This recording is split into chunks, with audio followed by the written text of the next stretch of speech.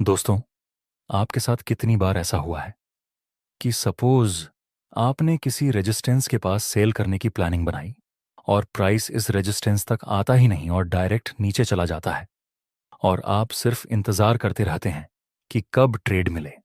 तो ऐसा दोबारा ना हो, इसलिए हम इस वीडियो में सीखेंगे वैलिड ऑर्डर ब्लॉक क्या होता है, ऑर्डर ब्लॉक को कैसे ड्रॉ करना है और ऑर्डर ब्लॉक की हेल्प से आपको कहाँ पर ट्रेड लेना है, सप्लाई डिमांड जोन और ऑर्डर ब्लॉक के बीच में क्या फ़र्क होता है। तो चलिए समझते हैं।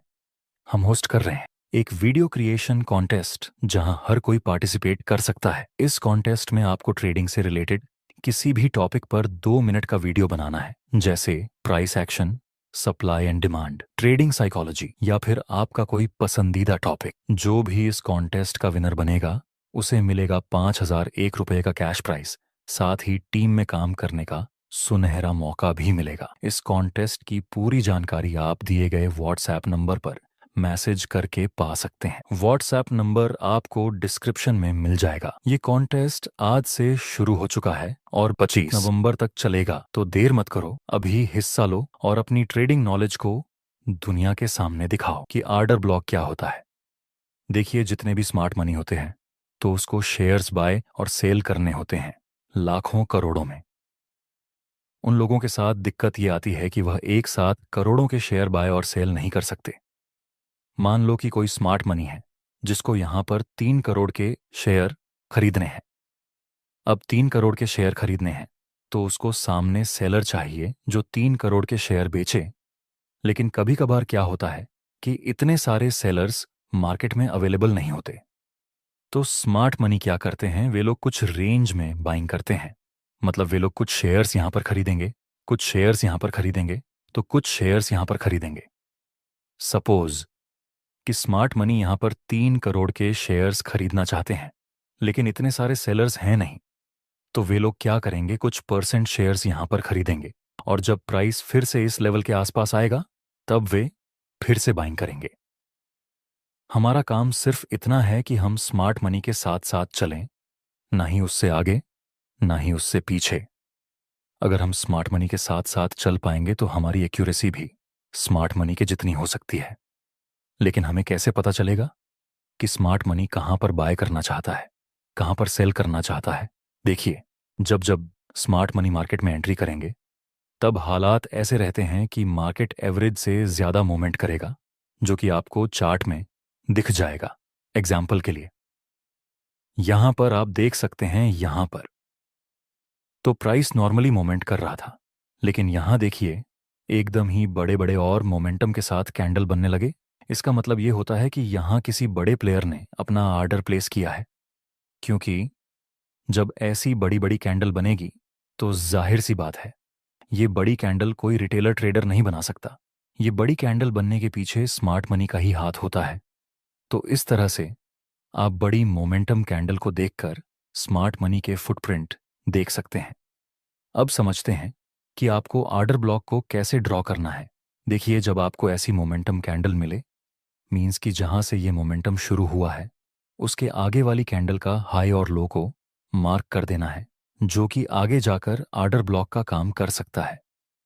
इस तरह से जब डाउन ट्रेंड में आपको ऐसी बड़ी बड़ी रेड मोमेंटम कैंडल मिले जहां से ये मोमेंटम शुरू हुआ हो, उससे पहले वाली कैंडल का हाई और लो को मार्क कर देना है।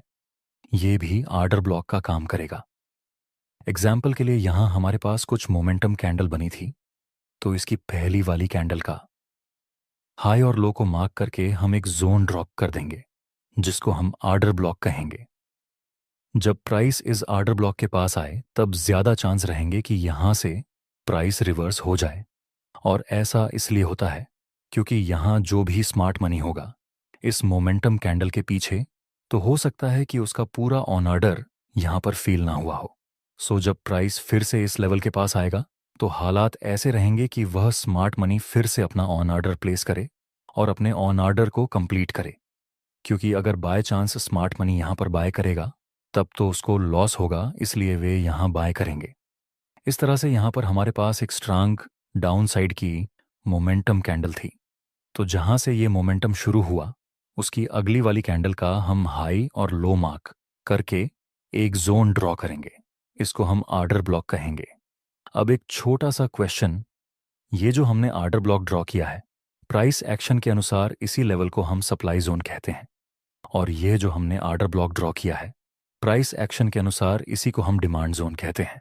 तो फिर डिमांड जोन और आर्डर ब्लॉक के बीच में क्या फ़र्क है, तो चलिए उसको समझते हैं। तो आर्डर ब्लॉक को ड्रॉ करने के लिए आपको कुछ कंडीशन का ध्यान रखना पड़ेगा। पहली कंडीशन, फाइंड मोमेंट। मतलब आर्डर ब्लॉक को ड्रा करने के लिए आपको कुछ ऐसी और ऐसी मोमेंटम वाले कैंडल की ज़रूरत पड़ेगी। दूसरी कंडीशन, लास्ट कैंडल की लिक्विडिटी स्विप होनी चाहिए। मतलब जिस कैंडल से आप आर्डर ब्लॉक ड्रा करेंगे, वह कैंडल पिछली वाली कैंडल के नीचे क्लोज हो जानी चाहिए। एग्जाम्पल के लिए, यहां हमारे पास यह मोमेंटम कैंडल है और यह कैंडल से हम ऑर्डर ब्लॉक ड्रा करेंगे। तो हमें देखना है कि इस कैंडल का क्लोजिंग प्राइस पिछली वाली कैंडल की क्लोजिंग प्राइस के नीचे होनी चाहिए, और यहां ऐसा हुआ है। मतलब यहां पिछली कैंडल की लिक्विडिटी स्विप हुई है, तो इसको हम वैलिड आर्डर ब्लॉक बोल सकते हैं। और यहां हमारे पास मोमेंटम कैंडल तो है, लेकिन ये जो कैंडल है उसकी क्लोजिंग प्राइस पिछली वाली कैंडल के क्लोजिंग प्राइस के नीचे नहीं है। मतलब यहां लिक्विडिटी स्विप नहीं हुई, तो इसको हम वैलिड आर्डर ब्लॉक नहीं मान सकते। ये डाउन ट्रेंड में होगा।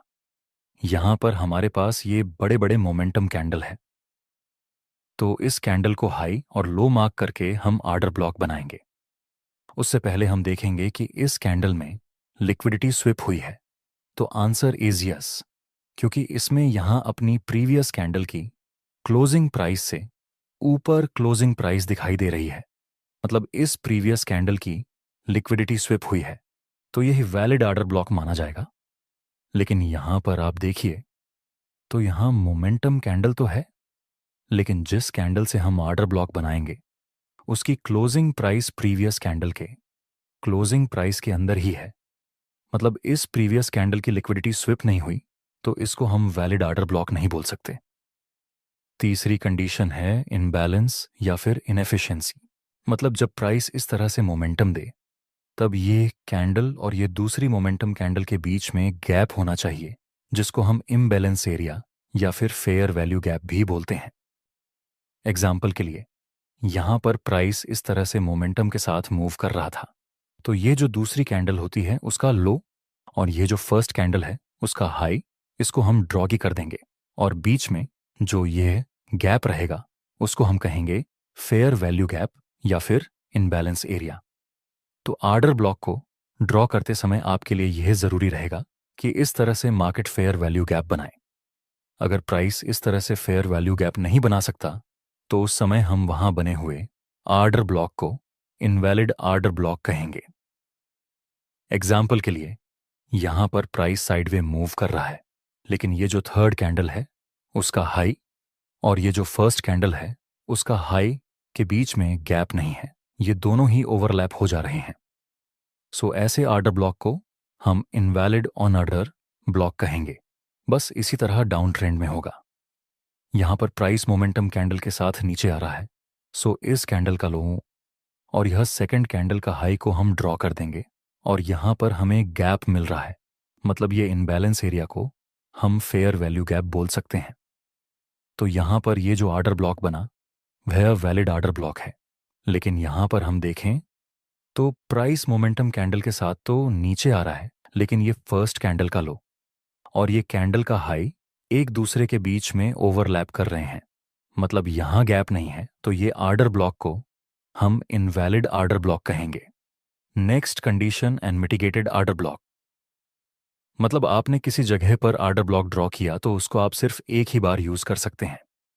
वहीं पर सप्लाई एंड डिमांड जोन को आप एक से ज्यादा बार यूज कर सकते हैं, और सपोर्ट रेजिस्टेंस को भी आप कई बार यूज कर सकते हैं। लेकिन आर्डर ब्लॉक को आप सिर्फ एक ही बार यूज कर सकते हैं। एग्जाम्पल के लिए, ये हमारे पास एक आर्डर ब्लॉक है। यहां प्राइस मोमेंटम कैंडल के साथ मूव कर रहा है, यहां पर लिक्विडिटी भी स्वीप हो चुकी है, और यहां एक इम्बैलेंस एरिया भी क्रिएट हुआ है। नेक्स्ट प्राइस नीचे आता है इस आर्डर ब्लॉक के पास, तो हमें यहां से प्राइस फिर से ऊपर जाने की उम्मीद रहेगी। नेक्स्ट प्राइस इसी लेवल से ऊपर चला गया, तो यहां जो हमने ये आर्डर ब्लॉक बनाया था उसने यहां अपना काम कर दिया। जब दूसरी बार प्राइस इस ऑर्डर ब्लॉक के आसपास आएगा तो हम इस ऑर्डर ब्लॉक को वैलिड ऑर्डर ब्लॉक नहीं कंसीडर करेंगे, क्योंकि ऑर्डर ब्लॉक सिर्फ एक ही बार यूज किया जाता है।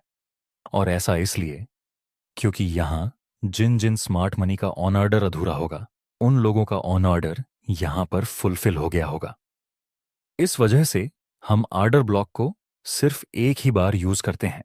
चलिए अब देखते हैं ऑर्डर ब्लॉक की हेल्प से आपको ट्रेड कैसे करना है। देखिए, जब आपको ऐसा ऑर्डर ब्लॉक मिले जिसमें यह सारी कंडीशन फुलफिल हो रही हो, तब आपको देखना है कि प्राइस ब्रेक ऑफ स्ट्रक्चर बनाए।